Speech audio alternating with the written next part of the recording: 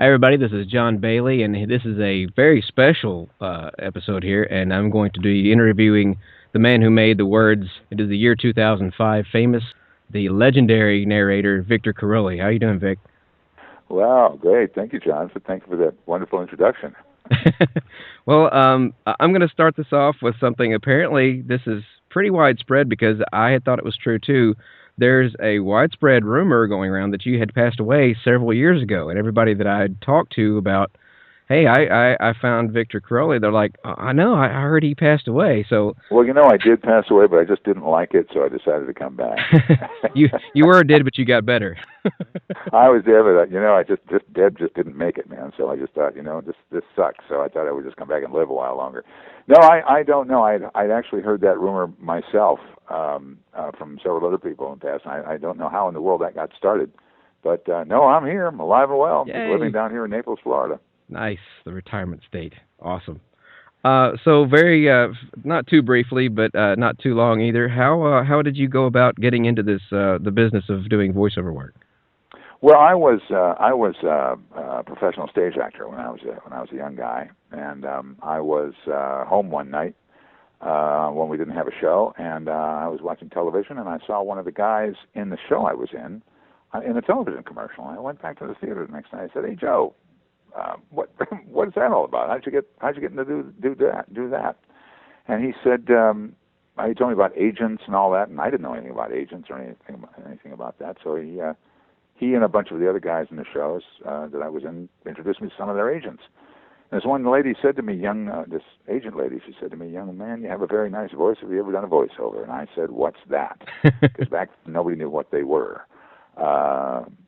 And she told me what it was. She said, "Do you think you could do that?" And I said, "Well, yeah, I guess. I don't know." So she gave me a piece of copy in her office. She said, "Read this out loud to me." So I read it out loud. And she said, "Do you have a tape recorder at home?" I said, "Yeah." She said, "Well, go home and read a bunch of ads out of a magazine onto a tape."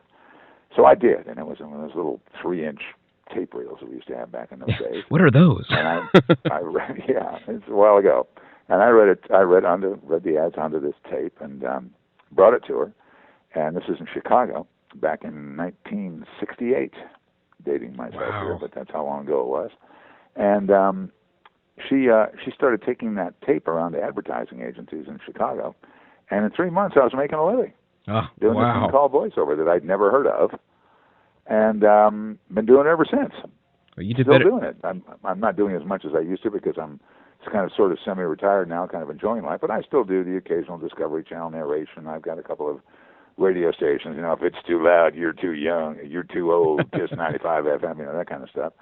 I still keep my hand in, but I just don't like having to be in front of the microphone at 2 for this guy and 3 for that guy and 4:15 for that guy and never take a vacation and having the cell phone going off all the time and going crazy, But so anyway, that's the long and short of it. I was a stage actor, and through that, when you get into show business, you find out there are a lot of different avenues you can get into, and Transformers was just another job. I was called to audition for a toy commercial for Hasbro, and I went into whatever advertising agency it was now, I don't remember. And I auditioned and I got the job. And so I did this one spot for Transformer toys. And then that led to a bunch more Transformer toys. And then it led to the Transformer television show. And then they were going to do the movie. And then they said, "Well, why don't you just do the narration on the movie?" I said, "Okay." But it was a job. It was just another gig. And then it wasn't until years and years after that show, after the movie went off and the shows were done and all that stuff, that I began to get, oddly enough, fan mail from people, and I began to realize that it was a real cult thing that was going on. That people, a generation below me, or I do shows at the Naples Players down here as an actor, and some of the younger actors come to me and say, "You were the guy that you were the Transformers guy. Oh my God, oh my God, oh my God!" And it was like I was Orson Welles or something when he did Optimus Prime. It still kind of amazes me that people remember that, Well, the most recognizable voices from the Transformers show were Peter Cullen as Optimus Prime and Frank Welker as pretty much everybody else. No, he made Megatron famous as well as some minor characters, and of course they booked the legendary Orson Welles for Unicron in the movie. I'm Yeah. curious though, from a voiceover, because I'm more like you. I do more voiceover work as opposed to actual voice acting. But you have done some voice acting in cartoons. But were you in the studio with the other actors, or did you record No, completely separately? no, that's the other thing. See, I never even met any of those other Oh, actors. wow. They were on the West Coast, most of them, and I was in New York, Ah, and I never met them at all. They would just send me the script, and I just did the script, and that was it. That was the end of it. I did one very short session for Transformers the movie, and that was it. Done deal. Send me a check, go home, and that's it. And then, of course, all the commercials, of course, were done out of New York, and the television show. Now, the television show itself, of course, was produced in California, and all those voices for the television show were done in California. But I did all what they call the interstitials. oh, okay. Transformers will be right back after this message, and and then the intros and outros and all that kind of stuff. But I did all them from New York, so I've never met any of the other Transformer actors. Oh wow! Well, you corrected something I've been doing wrong for years because we always called those the bumpers when it was the and now back Well, to the bumpers or Transformers. interstitials, yeah, they were yeah. The I like bumpers yours and the better. interstitials and, Sounds cool. yeah, it sounds much. It sounds like I got paid even more to do those, but I didn't. I got the same as bumper, whatever the fee was in those days. But that's pretty much it. I was kind of a real hired gun guy from the East Coast, and all the other actors were West Coast guys. Right.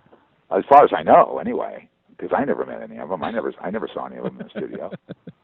That is really cool. I was kind of isolated. They kept you away from the awesomeness. They didn't want me anywhere near those people. When, Keep that guy away from those people. You're like, we'll have to pay him more. No, I didn't. I'm sure those guys were paid more than I was. They were I paid was paid scale. Whatever the scale was for doing the commercials Right. and the shows and the movie and all that. When, it was all union work in those days. So. Well, Transformers has become a internationally recognized franchise, and it's become a cult phenomenon, like you had mentioned. It's over 25 years old. When did it dawn on you that you were part of something that was just enormous, that everybody knew what it was? When computers came out and the internet came out, and I Googled my name for the first time. You Googled yourself. Seriously, that's awesome. when it was. And I Googled my name. I didn't expect to find anything other than maybe I don't even know if I had a website up at the time. This was quite some time ago when I Googled myself. I Googled my name. I thought, what could come up if I Googled Victor Caroli? Well, all this stuff came up about there were a few other old Ultra Bright commercials and old perfume commercials, old stuff like that, but all this stuff from Transformers came up in it. I started clicking on all this stuff, and then people are using words like the legendary Caroli and the great narrator, and I'm thinking, what? Are you kidding? It was just a job, it wasn't. And they're going on and on. There are all these clips. I saved all the clips. I kind of dragged them off and saved them. And that's when I suddenly became aware of, oh my God, what is this? This is 20-odd years old, And that's when I became aware of it. The first time I Googled my name, all this stuff came up for Transformers. You're a legend and didn't even know it. I had no clue. Yeah, right. Damn, I didn't know it. All those wasted years when I could have been walking around with a legend, the T-shirt saying that I am a legend. Who knew?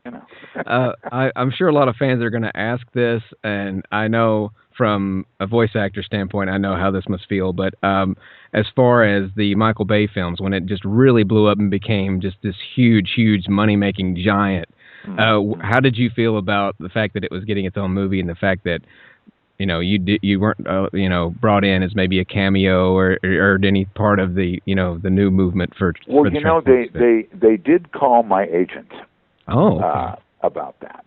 I found out, and they were offering next to nothing.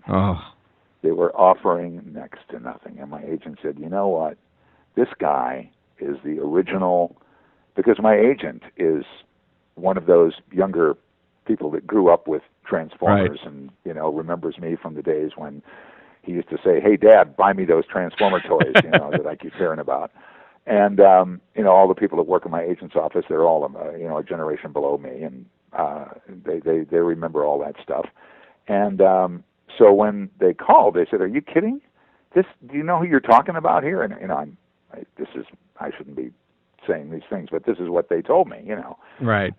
And they were offering diddly squat, to do this. And they said, well, we can get anybody to do it. And they said, well, yeah, but you're using all the original actors, and I don't know if all the original actors. Just went Peter for it Cullen was the only one who from the original cast that made it in until they got Frank Welker in the second and third. Yeah, well, I'm guessing that a lot of the other original actors were also offered practically nothing. I don't know what Peter and Frank were offered, and maybe they were offered nothing and decided to take it anyway. I don't know, or maybe they were offered good money. I have no idea. I don't know the gentleman, but they offered practically nothing. And my agent said, "I'm sorry, but there's no way that Vic is going to work for that kind of money. He wouldn't work for that kind of money if he weren't the guy that he is from Transformers. But since he is that guy, you want the original, you're going to have to you have to come up with some halfway decent money, and they wouldn't do it." So that was the story on that. And I got some letters from I guess you call them fans that said, "Hey, I hear that they're making a movie, da da da. You've got to be the guy. No one else can do it. Surely there's going to be a narration. You should do it, da da da, and all that." And I was very flattered by that. And that's when I called my agent. I say, "Hey, Stephen, I understand they're making a movie of Transformers, and I've been getting some letters from people." And Stephen said they've already been in touch, and it was just ridiculous. So that's a story on that. Well, for a more cheerful question, I'm sure that you get this a lot when people realize that you're not a ghost. How do you feel when somebody comes up to you and attempts to do an imitation of you? Well, I years and years ago, I was the voice of K-Rock in Los Angeles, and the guy out there, Kevin Weatherly, who was the program director at the time, we came up with what was kind of the archetype of the alternative rock sound, and it was from.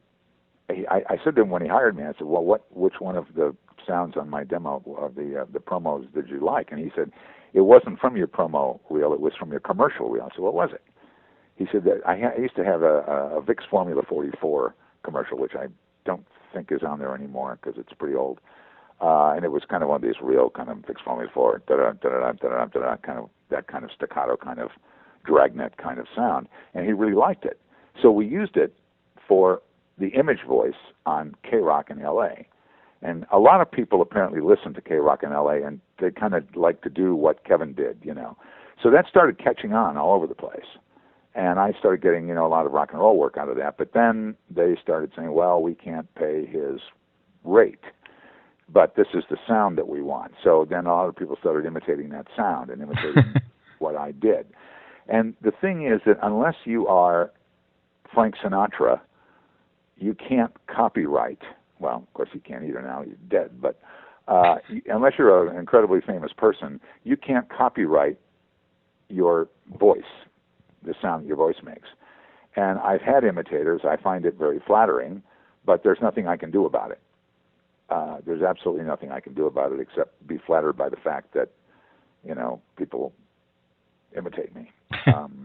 There's no damn thing you can do about it, and one day you may find that happening to you, and you've been in the business for a great many years. That's on my bucket list. Saying, I want a John Bailey type, because I'll tell you a story that this is something that happened to me a number of times, and it's happened to a number of us old veterans.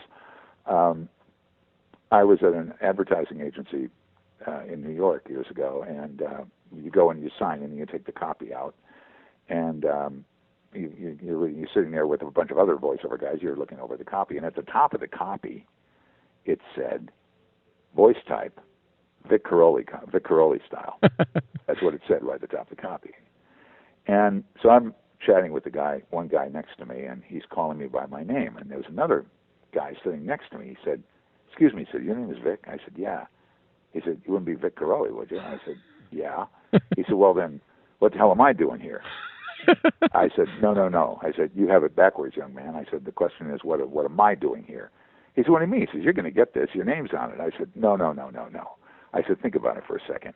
If they wanted me, they would have just hired me. Right. They don't want me.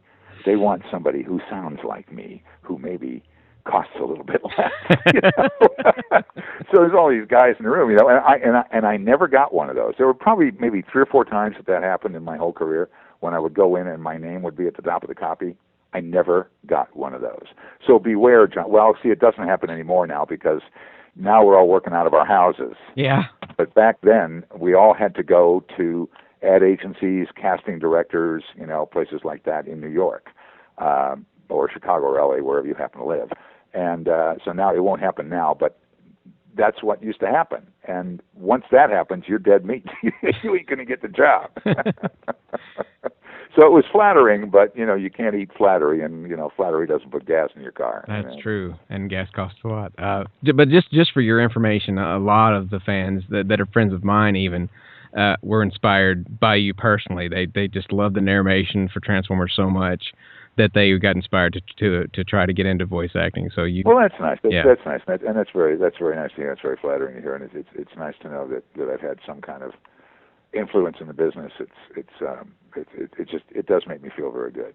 It does, and I thank you for calling me and for doing this interview. That was my pleasure. I noticed on your website, viccaroli.com. There's your shameless plug there. I noticed that you've done more than just trailer work, which you're in the club that I want to be in. I want to be in that elite Jim Cummings, Peter Cullen, Tom Kane, you know, the club of the guys that do the inner world stuff as well as do character stuff. So, and I noticed you did some cartoon characters. In fact, you did some villains. I really have only done one real, true cartoon character, if you want to call it that, and that was in the movie The My Little Pony. Yay!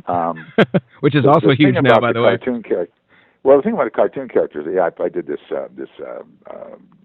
centaur character named Tirak, the bad guy in My Little Pony. Sandy Dennis was the big star of that movie. I didn't do the television series. This was the movie My Little Pony. And the problem with for me anyway, with cartoon characters and that kind of thing is that's all done pretty much in California, and you have to be there. Yeah. You can't do it from your home studio. You've got to be there because you've got to watch it while it's happening and all that. Because I had done a favor for a friend in California. He did the whole Harry Potter book for his wife, who was a big Harry Potter fan, and he called a bunch of voice guys that he knew to help out, and I did the voice of Snape's. I do cool. a pretty good, in fact, I do a very good English accent, and I kind of did my Alan Rickman. And the girl is she's an actress out there, Amanda Troop, and Cunningham is her agent. And her agent said to her, in fact, she even called me once, and she said, "My God," she said, "you are a perfect." I think the guy's name was Tony Jay. He was a British actor. He's dead now. He's passed away a few years ago. She said, "My God," you said, "you are an absolute perfect Tony Jay. You do a perfect British accent, and all that." I said, "Well, you know, why don't you hire me to do this?" He said, "I can't." Sit because you need to be here. You got to be in California to do that stuff, and I'm not about to leave my little nest here in Naples. I'm not moving to California. I really don't want to do. I don't want to do it full time anymore. I just don't want. I don't need to do it full time anymore. I don't want to do it full time anymore. You're a legend. So, you don't have to. the characters, the characters I do now, I do on stage at the Naples Players, which is an extremely high end community theater. It's one of the top 4 or 5 community theaters in the country. It's absolutely professional level. In fact, there are a number of us that are former professional actors that now do shows there. So I leave my character stuff. I leave it on the stage now instead of in the studio, and I just don't bother with it anymore because you can't do it. I can't go to California. I'm just not going to do it. It'd be fun to do. I love to do the character voice stuff and all that, but it's just not for me anymore. But if you can do it, you know, again, it's tricky because they kind of want you to be there. They kind of want you to watch as the animation is happening, you know, and you're talking along with the animation and all that. So. Yeah, that's actually that actually goes into my next question, is because you've been there just as you're one of the few people I've been able to ask this that's actually been able to do this. What's the difference and the pros and cons of being in your own home studio reading copy for a narration as opposed to being in a group with other actors in a studio setting doing character work? Well, it's a whole different thing. When you're doing character work, you're actually acting. You're actually being you're playing a character. It's like being in a play. It's like being in a staged reading. But when you're doing a commercial or you're doing a promo for a television station, it's still sort of acting in a way because you don't sell tires the same way you sell perfume, as you perfectly well know. But you're doing it solo. It's like doing a one-man show. You're all by yourself. There's no interaction with anybody. So you're on your own. So it's kind of the same thing, only different. You're still acting because if you're out there selling tires, you're selling tires, But if you're selling perfume to someone, you got to kind of soften it up a little bit. And so you still have to kind of act in a way, but you got to do it on your own. Do nerves come into play though, and the difference? No, for me, no. God, oh, okay. I've been acting since I was 12 years old. I got my equity card in 1968, and I've been acting ever since. So for me, it's not really. I mean, nerves come into play when I'm on stage. When I get ready to go on, I kind of hype it up, and I'm kind of, I got 350 people out there who all paid money to get in here, and I've got to do a good job, But no, when it comes to being in the studio, I'm not concerned at all. I don't care who it is. If it's a big major network people, or if it's some local whatever in Paducah, it doesn't matter. I'm just very, very comfortable in the studio, as I'm sure you are. It's not. I doubt that nerves come into play. It doesn't matter if it's a big network spot or it's whatever. You certainly have enough experience in the studio to where you're pretty comfortable. They're not going to throw anything at you that you can't do, right? Yeah. I think the nerves come into play for me when they sit me next to somebody like you or Peter Cohen in the studio to work with them. That would be when my nerves came into play. Well, but it shouldn't though, really, because you don't have to. You can't have been in the business as long as I have because you probably weren't born when I got into the business. That's true. But so it isn't a matter of if you've been in the business 15 or 20 years, you can be just as highly skilled a professional as someone who's been in the business 30, 40, or 50 years or 60 years. Peter Thomas, I don't know if you're familiar with the name Peter Thomas.